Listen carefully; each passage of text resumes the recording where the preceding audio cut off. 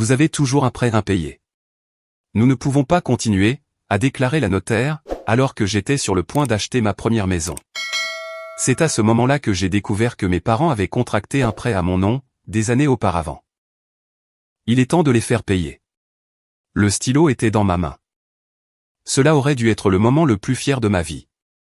Je m'étais même habillé pour l'occasion, un pantalon d'occasion, encore rigide du pressing, et une chemise boutonnée, que je ne portais que lorsque je voulais avoir l'air de quelqu'un qui avait enfin réussi. J'étais sur le point d'acheter ma première maison. Rien d'extravagant. 2 chambres, une salle de bain et demi, des sols en stratifie, et une cour arrière avec un bain d'oiseaux fissuré, ainsi qu'une clôture penchée, comme si elle cachait un secret. Mais c'était à moi.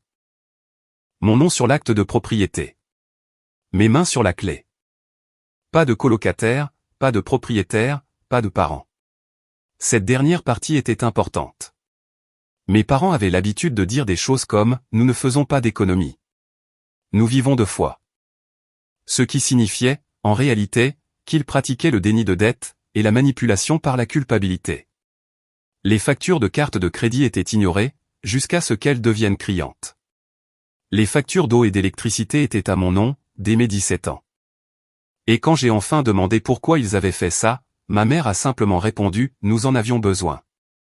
Tu sais à quel point c'est difficile d'élever 3 enfants, n'est-ce pas? Comme si mon numéro de sécurité sociale était livré avec un panier cadeau et une limite de crédit. C'est alors que j'ai décidé de devenir tout leur contraire. J'ai coupé les ponts à 18 ans. J'ai loué des chambres. J'ai mangé des haricots en conserve et du riz au micro-ondes, pendant 2 ans. J'ai accepté tous les petits boulots sous-payés, pourvu qu'ils ne semblent pas illégaux. Et chaque fois que j'effectuais un paiement à temps, chaque fois que je disais non à quelque chose que je ne pouvais pas m'offrir, je me disais, c'est la voie de sortie. Cette maison, ce petit bungalow un peu délabré, c'était ma bretelle de sortie. Alors, quand la notaire s'est arrêtée, son stylo suspendu en l'air, et a dit, « Oh, attendez, je n'ai même pas bronché. » Je pensais que ce n'était que de la paperasse. Peut-être avais-je oublié de paraffer quelque chose. Mais ensuite, elle a levé les yeux, l'air confuse. Il y a une anomalie. L'atmosphère dans la pièce a changé. L'agente immobilière, une femme nommée Jenna avec des dents d'une blancheur éclatante, s'est penchée en avant. Quel genre d'anomalie? La notaire a cliqué sur quelque chose. Il est indiqué ici qu'il y a un prêt personnel au nom de Cam. 42 870 €. Ouvert depuis 2019, signalé en souffrance l'année dernière, mais actuellement en règle. Mes oreilles ont commencé à bourdonner. J'ai cligné des yeux. Je n'ai pas de prêt. L'agent hypothécaire m'a jeté un coup d'œil, puis a regardé son écran. Cela apparaît sur la vérification de crédit informel, que nous avons effectuée ce matin. Vallée Pacifique Landin. Cela affecte votre ratio d'endettement. Nous ne pouvons pas conclure la vente, avec cela dans votre dossier. J'ai senti mon estomac se nouer. Ils ont tourné l'écran, pour que je puisse voir. Mon nom, mon numéro de sécurité sociale, le solde, les paiements mensuels. 2 paiements manqués en 2020. Puis, des paiements réguliers, provenant d'une adresse où je ne vivais plus depuis l'université. La maison de mes parents. Ma poitrine s'est glacée. Tout le monde me regardait, maintenant. J'ai forcé un sourire, que je ne ressentais absolument pas, ce n'est pas à moi. Je n'ai jamais fait de demande pour ça. Ça pourrait être une fraude, a dit doucement Jenna, avec une sympathie dans le regard, qui m'a fait me sentir comme un enfant ayant fait une bêtise. Vous devriez absolument geler votre crédit. J'ai hoché la tête, muet. Ils ont proposé de reporter le rendez-vous. Régler le problème, et nous soumettrons à nouveau la demande, a déclaré le courtier en hypothèque, mais je l'ai à peine entendu. J'étais déjà à moitié sorti, appelant l'agence d'évaluation du crédit, transpirant à travers ma chemise, et essayant de ne pas paniquer. Mais au fond de moi, je savais. Je savais quel genre de personnes étaient mes parents. Je savais comment ils souriaient, tout en mentant effrontément. Je connaissais la façon dont ma mère disait toujours, ce n'est que de la paperasse. Et comment mon père avait l'habitude de dire, nous sommes tous de la même famille. Ce n'est pas comme si ça avait de l'importance. Cela avait de l'importance maintenant, parce que quelqu'un, très probablement quelqu'un que j'appelais ma famille, avait contracté un prêt à mon nom, en utilisant mon numéro de sécurité sociale, mon crédit, et ma vie. Et je ne savais même pas que cela existait, jusqu'à ce que ça détruise la seule chose que j'avais mis toute ma vie d'adulte à construire. J'ai passé les 2 heures suivantes, sur le parking de la bibliothèque, au téléphone avec toutes les agences de crédit auxquelles je pouvais penser. Mon ordinateur portable surchauffait, sur le siège passager. Je n'avais pas été capable de rentrer chez moi. Je ne pouvais pas affronter ces murs. Pas encore. La femme d'Experian était polie, et calme. Elle a posé les questions de vérification habituelles, nom complet, date de naissance, et les 4 derniers chiffres de mon numéro de sécurité sociale. Et puis, elle a demandé, avez-vous contracté un prêt auprès de Vallée Pacifique Landin, en juillet 2019? Non, ai-je répondu sèchement. C'est exactement ce que j'essaie de vous dire. Une autre pause. Eh bien, il a été approuvé en utilisant toutes vos informations. La demande a été soumise en ligne. L'adresse correspond au 1735 Pinehurst Avenue. Ma gorge s'est serrée. C'était la maison de mes parents. Je n'y vivais plus depuis 2016. Pouvez-vous me dire qui a signé pour ça? Il y a une signature électronique, avec une trace IP menant à l'adresse de Pinehurst. Un email est répertorié sous le nom de camp.wilson.family@gmail.com. Est-ce le vôtre? Non, ai-je murmuré. C'était là. Une preuve accablante, dissimulée dans une adresse Gmail. Je l'ai remercié, j'ai raccroché, et je suis resté immobile, assez longtemps pour que mon café refroidisse à côté de moi. Cam Wilson Family. Je me suis souvenu que ma mère m'avait dit un jour, j'ai créé cet email pour toi, juste au cas où tu aurais besoin d'une adresse de secours. Je pensais que c'était inoffensif, juste une mère essayant de s'impliquer, peut-être un peu étouffante. Maintenant, je réalisais ce que c'était réellement, une fondation, un outil, un masque numérique. Le prêt n'était pas un simple accident. C'était une escroquerie orchestrée. Et quiconque avait fait cela, l'avait remboursé assez discrètement, pour passer inaperçu jusqu'à présent. Ce n'est pas la rage qui est venue en premier. C'était le chagrin. Ce n'était pas un inconnu qui m'avait volé. C'était la femme, qui avait l'habitude de me préparer des sandwichs au beurre de cacahuète, accompagnés de petits mots en forme de cœur. C'était l'homme, qui m'avait si mal appris à faire du vélo, et qui m'avait dit, tu me remercieras plus tard, quand je tombais. Et maintenant, j'étais là, à 28 ans, assis dans ma voiture garée, avec une montagne de confiance brisée entre les mains. J'ai fixé mon téléphone, puis je me suis raclé la gorge, et j'ai composé le numéro. Ça a sonné 5 fois, avant qu'elle ne décroche. Salut, mon chéri, a dit ma mère, d'une voix chaleureuse, comme pour dire, mon cœur, je pensais justement à toi. Elle pensait justement à moi. Bien sûr que oui. J'ai avalé la boule que j'avais dans la gorge. Salut, maman. Est-ce que je peux te demander un truc bizarre? Bien sûr, a-t-elle répondu d'un ton léger. Qu'y a-t-il? Il y a un prêt à mon nom. Ouvert en 2019, auprès d'une société appelée Vallée Pacifique. Est-ce que tu sais quelque chose à ce sujet? Il y a eu une pause brutale, comme si l'air avait été aspiré de son côté de l'appel. Oh, ça, a-t-elle dit beaucoup trop vite. Non, non, bien sûr que non. Nous ne ferions pas ça. Je veux dire, c'est ridicule. Es-tu sûr que ce n'est pas une erreur? Ma mâchoire s'est crispée. J'ai gardé un ton désinvolte. Eh bien, la demande a été soumise depuis votre adresse, et l'email utilisé était ce fameux camp.wilson.family. Tu te souviens de celui que tu as créé? Une autre pause. Plus longue, cette fois. Je veux dire. Elle a ri nerveusement. C'est vrai que j'ai créé ça il y a des années, mais je ne l'ai utilisé pour rien. Peut-être que tu t'es inscrit à quelque chose, et que tu as oublié.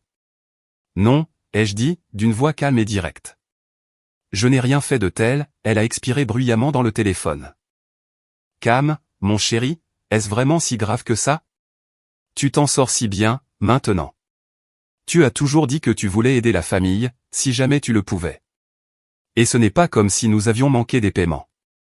C'était ça, le lapsus. Elle venait tout juste de l'admettre. Je ne lui avais absolument rien dit, concernant des paiements. Je n'ai même pas parlé, je l'ai juste écouté réaliser ce qu'elle venait de dire. J'ai entendu la panique commencer à remplir le silence. Cam, attends. Je ne voulais pas dire ça comme. J'ai raccroché. Le téléphone a glissé de ma main, pour atterrir sur le siège passager. J'ai fixé mon pare-brise, comme si la réponse se trouvait quelque part, là dehors. Comme si, peut-être, en plissant les yeux assez fort, je pouvais voir une version de moi-même, qui ne venait pas d'être anéantie par les personnes qui prétendaient m'aimer. La rage commençait à monter maintenant, mais elle n'était pas bruyante. Elle était silencieuse, stratégique, et concentrée. Ils pensaient que je ferais ce que je faisais toujours, soupirer, pardonner, et passer à autre chose. Mais ils avaient pris quelque chose, qui ne leur appartenait pas. Et cette fois, je n'allais pas laisser couler. On pourrait penser que la trahison frappe comme le tonnerre, bruyante, soudaine, et violente. Mais ce n'était pas le tonnerre. C'était un schéma répétitif. Et maintenant, je pouvais enfin le voir clairement. Je suis rentré chez moi, et je n'ai pas allumé les lumières.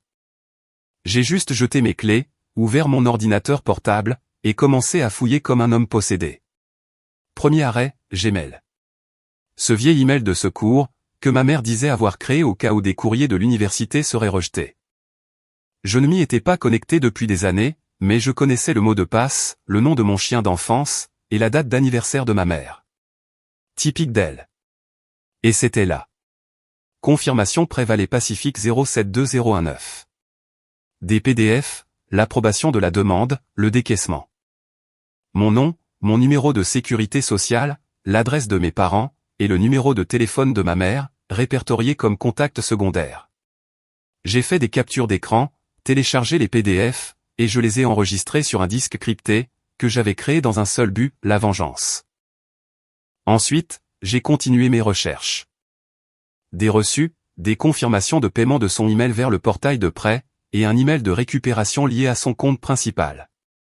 J'ai remonté la trace du premier paiement, jusqu'à un virement bancaire qui comportait la note, début du prêt CW42000. Elle n'avait même pas essayé de le cacher. La trace écrite était parfaitement limpide. Ce n'était pas une erreur. Ce n'était pas une décision désespérée et ponctuelle. C'était une stratégie, bâtie sur l'hypothèse que je ne le remarquerais jamais, que je ne vérifierais jamais, et que je ne dirais jamais non. Et pendant très longtemps, je ne l'ai effectivement pas fait. J'ai refermé l'ordinateur portable, et je suis resté assis en silence, le cœur battant à tout rompre. Puis, presque sans y penser, j'ai attrapé la boîte d'archives sous mon lit, celle étiquetée « Documents fiscaux ». Mais en réalité, elle était remplie de vieilles factures, de reçus, et des quelques documents que j'avais gardés de mon passé. Enfouie tout au fond, se trouvait une enveloppe jaune. À l'intérieur, il y avait un compte Comcast, datant de l'époque où j'avais 16 ans. Un impayé de 4 863 €.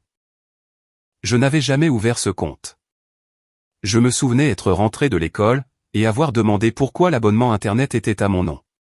Ma mère avait souri, d'un sourire doux et fatigué, et m'avait dit « Oh, mon chéri, ton crédit est vierge. Pas le nôtre. Tu comprendras quand tu seras plus grand. » Et c'est ainsi que, à 16 ans, je suis devenu le filet de sécurité de la famille. C'était la première fois qu'ils me volaient. Et je les avais laissés faire. Je les ai encore laissés faire, lorsque j'ai co-signé le prêt automobile de mon frère. Il a manqué 3 paiements, et a rejeté la faute sur le concessionnaire. J'ai tout remboursé, pour protéger ma cote de crédit.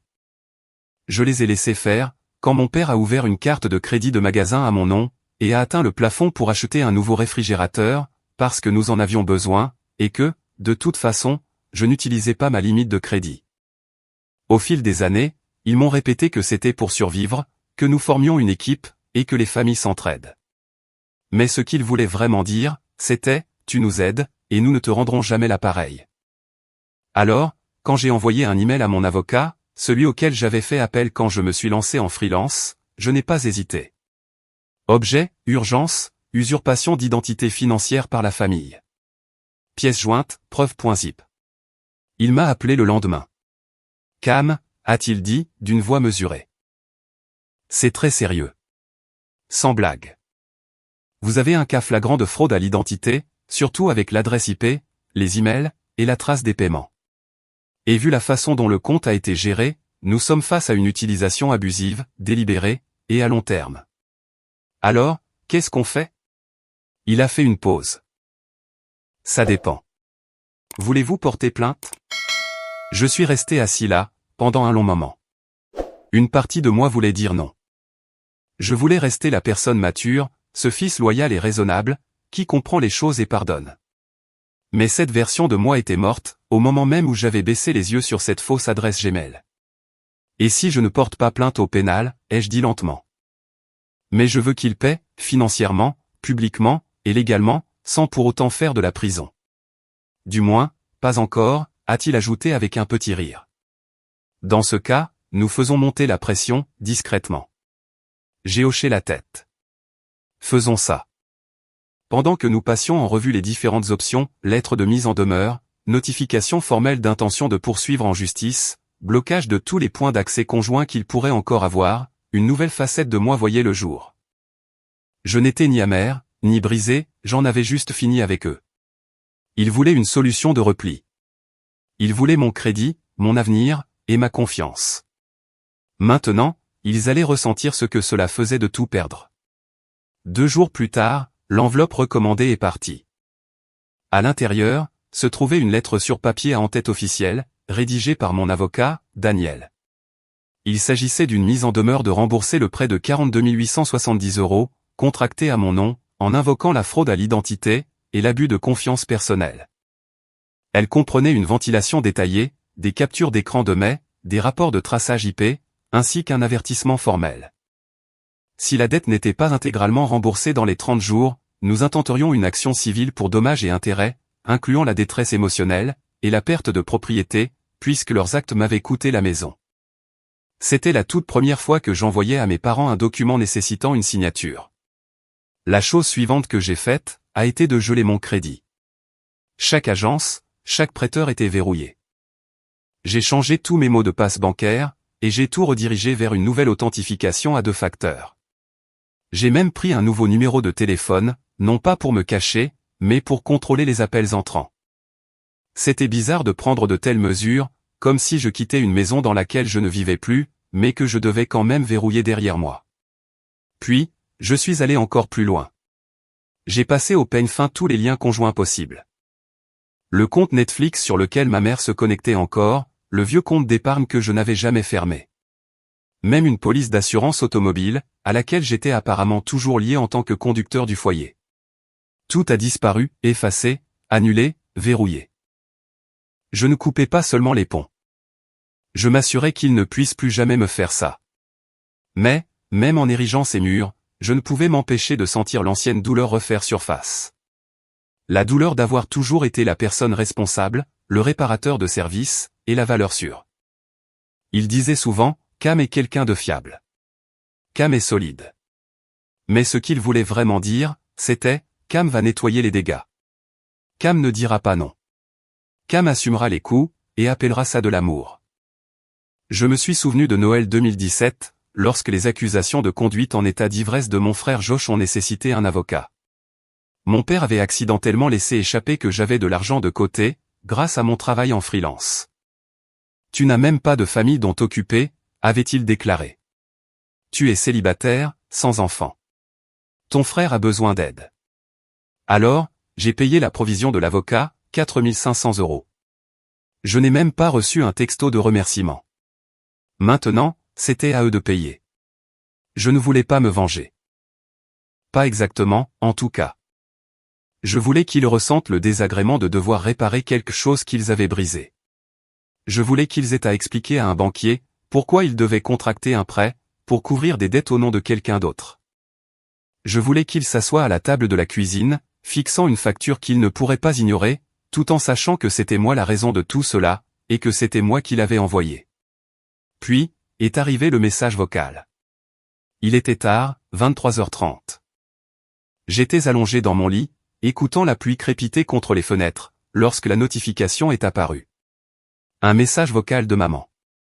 Je ne voulais pas l'écouter, mais je l'ai fait. Sa voix m'est parvenue toute petite. Elle n'était ni effrayée, ni désolée, juste fatiguée. C'était très théâtral. Cam, j'ai bien reçu ta lettre. Je ne sais même pas quoi dire. Je veux dire, oui.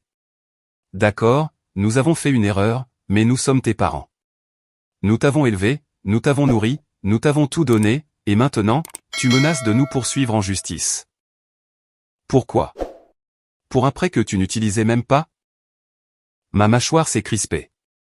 Je ne comprends tout simplement pas qui tu es devenu. Ce n'est pas toi. Autrefois, tu te souciais de ta famille. Qu'est-il arrivé à ce garçon? Elle a fait une pause, et a soupiré. J'espère que tu retrouveras la raison. Nous ne sommes pas les méchants dans cette histoire. Nous avions juste besoin d'aide. Tu le savais. Tu l'as toujours su. Clique et c'était tout.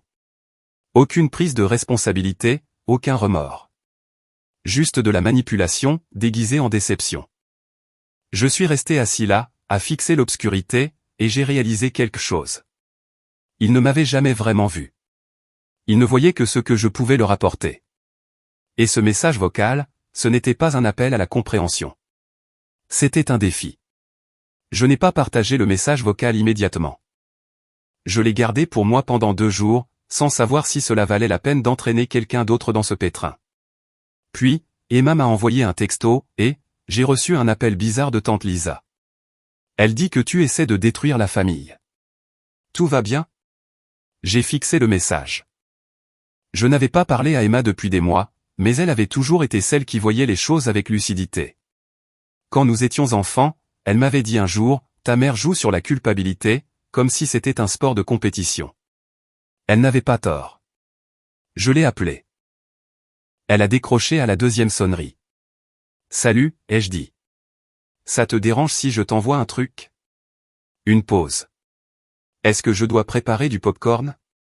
Probablement. J'ai envoyé le message vocal. Sans montage, sans commentaire. Elle a écouté en silence. Quand ce fut terminé, elle n'a rien dit pendant quelques secondes. Alors, elle a vraiment dit tout ça, comme ça, d'une seule traite?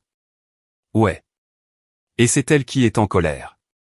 C'est toi qui te fais sermonner? Ouais. D'où Jésus. Elle m'a renvoyé un texto, plus tard dans la soirée. Ta mère appelle déjà les gens. Elle a raconté dans le groupe de discussion, que tu avais piraté son adresse email, et que tu la menaçais de poursuites judiciaires pour les humilier. C'était ça. La déformation des faits. Au moment où elle a senti son pouvoir lui échapper, ma mère a fait ce qu'elle faisait toujours, elle a réécrit l'histoire, pour se faire passer pour la martyre. Je l'imaginais très bien. Le long message, dans la conversation de la famille Wilson, rempli d'émojis larmoyants et de demi-vérités. Quelque chose comme « Nous avions juste besoin d'aide, et il s'est retourné contre nous ». Vous savez à quel point Cam a toujours été sensible. Je n'avais même pas besoin de le lire, pour savoir exactement à quoi il ressemblait. Mais cette fois, j'avais quelque chose de bien mieux qu'une simple position défensive. J'avais des preuves. J'ai ouvert le dossier. Avec Daniel, nous avions compilé un historique chronologique détaillé de chaque cas connu d'usurpation d'identité, de manipulation financière, et de coercition verbale, remontant à 10 ans en arrière. Nous l'avions appelé le « dossier de la vérité ». Il n'était pas conçu pour humilier qui que ce soit. Il était conçu pour me protéger. Je l'ai téléchargé sur un espace de stockage privé. Puis, j'ai écrit un message, « Bonjour. Puisque certains d'entre vous sont entraînés dans une version de cette histoire qui est, disons, extrêmement remaniée. Voici les faits. Je ne vais pas en débattre dans le groupe de discussion. Je ne vais pas me disputer au téléphone. Mais si vous voulez savoir ce qui s'est réellement passé, et non pas seulement ce qu'il est commode de croire, c'est ici. Toutes les preuves y sont incluses. Lisez-le. Ou ne le lisez pas. C'est votre choix. Ne prétendez simplement pas que vous n'avez pas été prévenu. Je ne l'ai pas envoyé à tout le monde, uniquement à ceux que je respectais. Emma, oncle Ray, mon cousin Jordan, et Mel, qui m'avait dit un jour qu'elle regrettait de ne pas avoir quitté la famille des années plus tôt, mais que c'était tout simplement trop compliqué à déballer.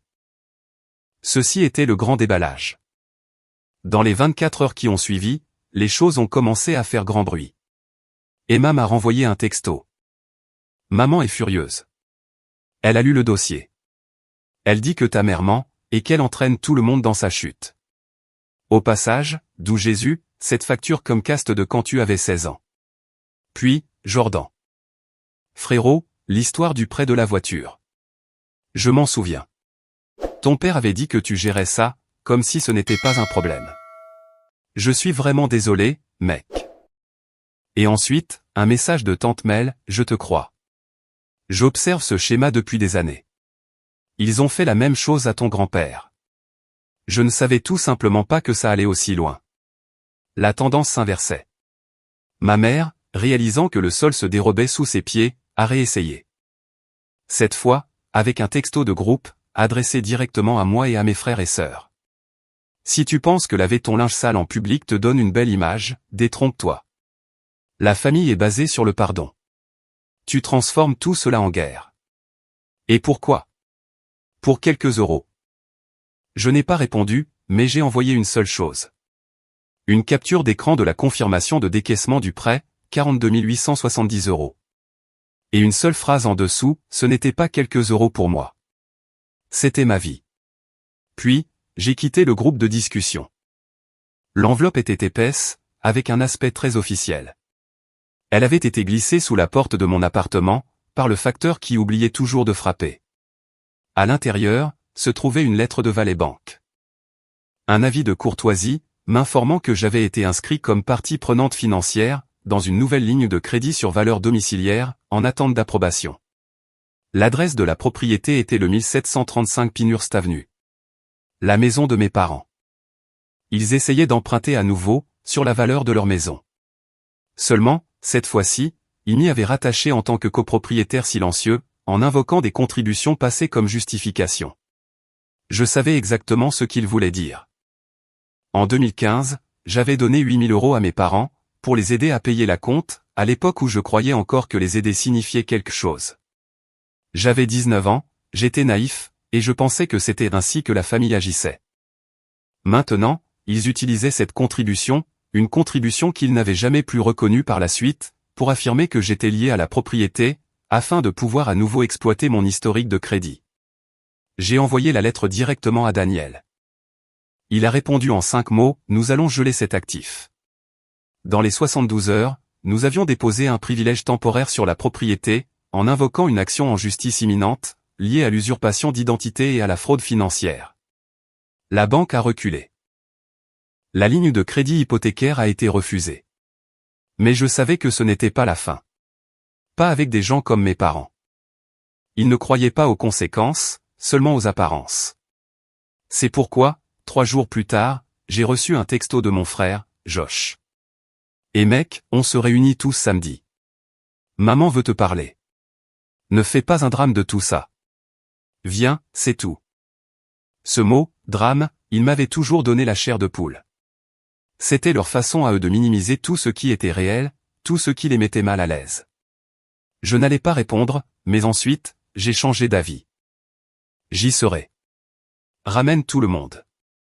J'ai quelque chose à vous montrer à tous. Le samedi est arrivé, semblable à une tempête. Ils étaient déjà assis dans le salon lorsque je suis arrivé, comme s'il s'agissait d'un épisode d'intervention télévisée. Mon père se tenait debout, les bras croisés. Ma mère était assise avec des mouchoirs sur les genoux, en train de renifler. Josh était adossé au mur, essayant d'avoir l'air neutre. Même tante Lisa était là, sirotant du thé glacé, comme si elle n'avait pas 10 groupes de discussion remplis de ragots. Cam, a commencé ma mère, la voix tremblante. Nous nous inquiétons pour toi. Ce n'est pas toi. Non, ai-je répondu calmement, en ouvrant la fermeture éclair de mon sac. C'est exactement qui je suis, maintenant. J'ai tendu à chacun d'eux une chemise cartonnée. À l'intérieur, se trouvait le dossier de la vérité. La version complète, des dossiers financiers, des captures d'écran, des rapports de vérification d'identité, des signatures numériques, des dates, des noms. Les relevés du prêt, la facture Comcast de 2012, les notes du rapport de crédit, la lettre concernant la ligne de crédit hypothécaire, le dépôt du privilège, absolument tout. C'est ce que vous avez fait, ai-je déclaré d'un ton plat. Ce n'est pas un drame. C'est de la documentation. Ma mère a parcouru la première page, et a commencé à secouer la tête. Cam, cela ne prouve rien. C'est pire en apparence qu'en réalité. Vous m'avez volé. Ma voix ne s'est pas élevée. Ce n'était pas nécessaire. Mon père a finalement pris la parole. Nous n'avons pas volé. Nous avons emprunté. Tu agis comme si nous étions des criminels. Non, ai-je dit. Les criminels font face à des conséquences. Et vous n'en avez encore affronté aucune. La pièce a plongé dans le silence. Josh s'est raclé la gorge. Écoute, peut-être que les choses ont dérapé, mais régler ça comme un procès, mec, c'est vraiment bas. Je me suis tourné vers lui. Au fait, tu figures dans 3 de ces documents. Les paiements manqués du prêt automobile, et le compte dont tu as prétendu qu'il était le tien pendant 2 ans. Tout ça y est aussi. Il a tressailli. Ma mère s'est penchée en avant. Nous sommes une famille. Cela ne peut pas se régler avec des avocats. Non, ai-je répondu, mais ça peut commencer avec eux. Je me suis levé, et j'ai sorti le dernier dossier de mon sac. Ceci est un résumé des plaintes que je déposerai, si le remboursement n'est pas effectué d'ici la semaine prochaine. Cela inclut l'intégralité du prêt, les dommages et intérêts, les frais de justice, et les coûts de restauration de mon identité. Si vous souhaitez résoudre cela en privé, je suis prêt à négocier. Mais si je n'ai pas de nouvelles d'un médiateur d'ici vendredi, ce sont les tribunaux qui s'en chargeront. Ils m'ont dévisagé, comme s'ils ne reconnaissaient pas la personne qui se tenait devant eux. C'était peut-être le cas. Car, pour la première fois de ma vie, je ne bronchais pas. Je ne m'effaçais pas. Et je ne facilitais pas les choses. Je ne suis pas venu ici pour me battre, ai-je dit doucement.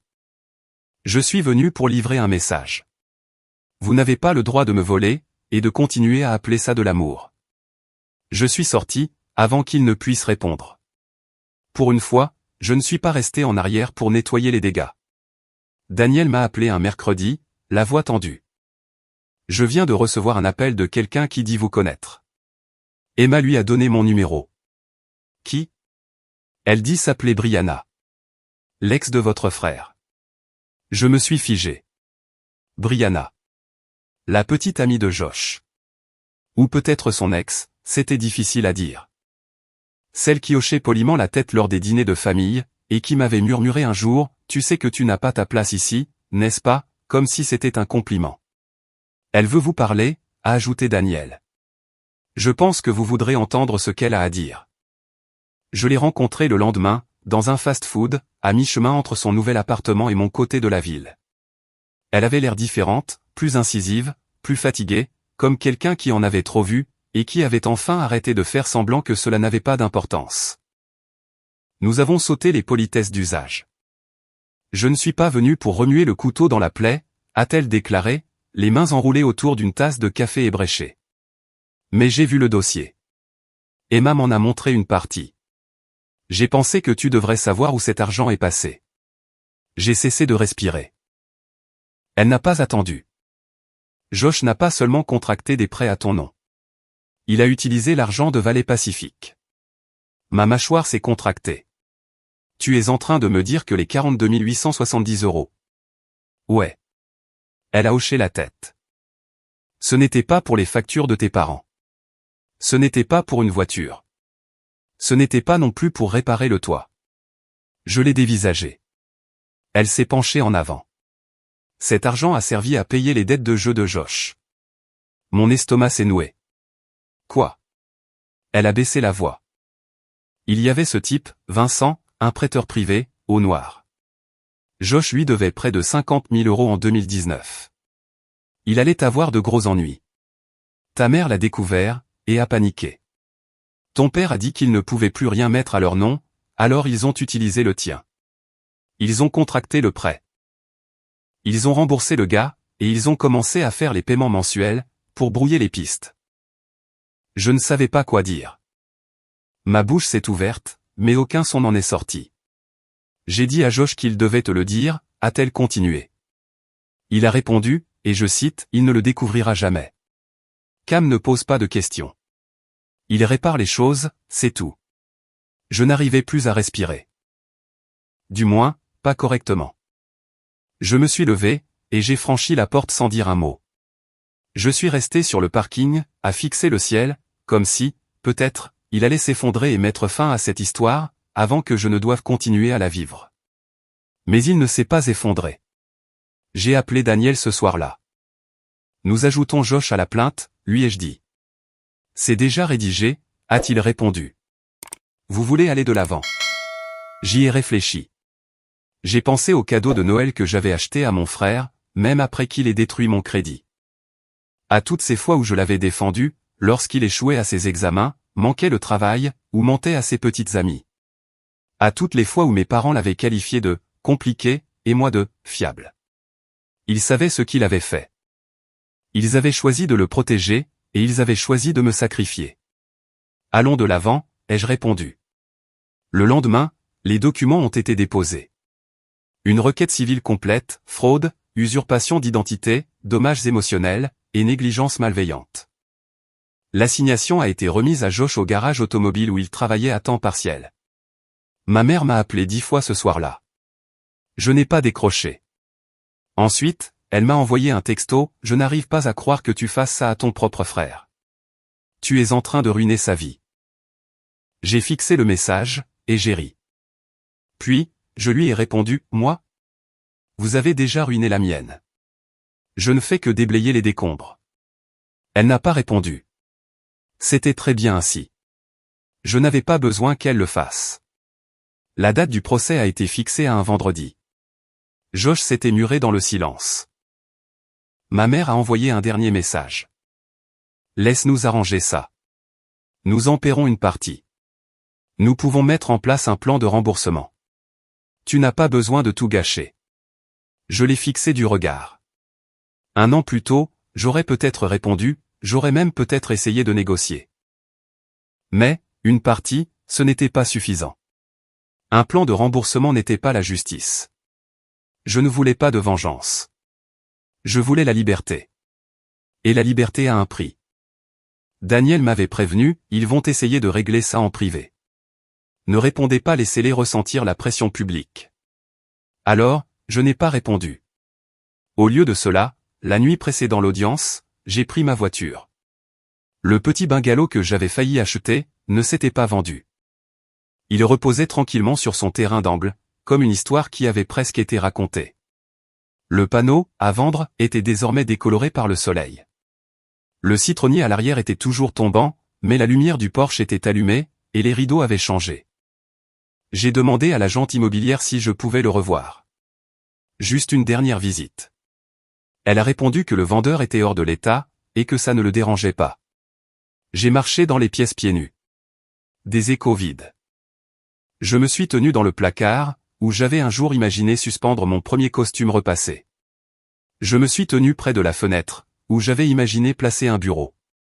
Une petite vie, construite proprement, et gagnée honnêtement. La dernière fois que j'étais venu ici, je pensais avoir perdu quelque chose. Maintenant, je savais ce qu'il en était. Ce que j'avais perdu, ce n'était pas la maison. C'était l'illusion que j'avais un jour été véritablement en sécurité, au sein de cette famille. C'était fini. Et bon débarras. Le lendemain matin, je me suis habillé en noir pour aller au tribunal. Pas par théâtralité, mais pour la paix. Je n'ai pas regardé mes parents, lorsque nous nous sommes croisés dans le couloir. Je n'ai pas prêté attention à Josh, lorsqu'il m'a lancé un regard noir, comme un enfant pris en train de voler dans la boîte à biscuits. L'audience a été une simple formalité. Le juge a examiné les preuves, la chronologie des événements, et les vérifications. C'est Daniel qui a le plus parlé. Je suis resté assis calmement, les mains croisées, pendant que toute mon histoire se déroulait, dans un langage froid et bureaucratique. Quand ce fut terminé, le juge a approuvé la requête. La famille a été condamnée à rembourser l'intégralité du prêt, plus les intérêts, ainsi que 12 000 € de dommages et intérêts. Josh a été tenu personnellement responsable d'une charge de fraude supplémentaire, dans l'attente de sanctions civiles. Mon dossier de crédit serait purgé de tous les incidents qui y étaient liés. Un dossier officiel serait conservé, pour ma protection future. C'était fait. Je ne suis pas resté pour les regarder partir. Mais, plus tard dans la semaine, j'ai reçu une lettre écrite à la main, de mon père. L'enveloppe était épaisse, et l'écriture m'était familière. À l'intérieur, 2 pages. Aucune excuse, pas vraiment. Juste des lignes comme, je ne savais pas quoi faire d'autre. Nous pensions que tu t'en sortirais. Tu t'en sors toujours. Nous ne nous attendions pas à ce que tu te retournes contre nous de la sorte, mais je suppose que tu n'es plus notre Cam. Tout en bas, il avait écrit, tu as gagné. J'espère que ça en valait la peine.